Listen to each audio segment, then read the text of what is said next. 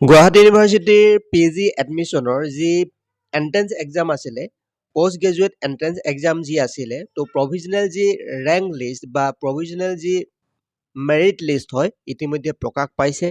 আজি হৈছে 23 জুলাই, ত' 23 জুলাই তাৰিখে যিহেতু প্ৰকাশ পোৱাৰ কথা আছিলে, প্ৰকাশ পাইছে।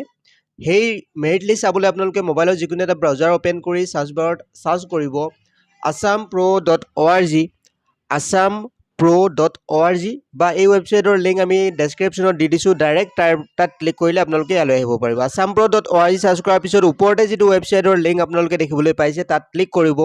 ওপৰত যিটো assam.pro.org ৱেবছাইটটো দেখিছে, তাত ক্লিক কৰিব।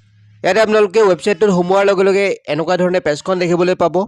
ইয়াতে অলপ যদি স্ক্ৰল ডাউন কৰে, ৰিজাল্টৰ ছেকশ্যনত গৈ গুৱাহাটী ইউনিভাৰ্চিটি PG এডমিশ্যন 2026 আৰু GUPGT প্ৰভিজনেল মেৰিট লিষ্ট বুলি দেখিবলৈ পাব। তাত ক্লিক কৰিব।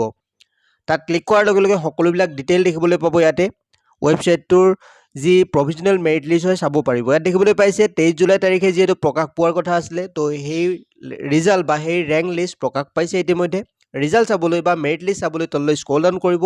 ইয়াতে এটা হেডিং দেখিবলৈ পাব, important web links of GUPGT links, আৰু GUPGT মেৰিট লিষ্ট বুলি দেখিবলৈ পাব। তাৰ কাষত ক্লিক হিয়াৰ যিটো বটন দেখিবলৈ পাইছে, এই বটনত ক্লিক কৰাৰ লগে লগে সেই PDF ফাইলটো আপোনালোকে ডাউনলোড কৰিব পাৰিব। অৰ্থাৎ প্ৰভিজনেল যিখন মেৰিট লিষ্ট হয়, এনেকুৱা ধৰণে আপোনালোকে দেখিবলৈ পাব লিংকত ক্লিক কৰাৰ লগে লগে। এইখন দেখিছে আপোনালোকে প্ৰভিজনেল বা ৰেংক লিষ্টখন প্ৰকাশ পাইছে। ইয়াতে আপোনালোকৰ নেমসমূহ চেক কৰি লওক। এনেকুৱা ধৰণে আপোনালোকে চেক কৰি লওক আপোনালোকৰ লিষ্টত নেম আছে নে নাই।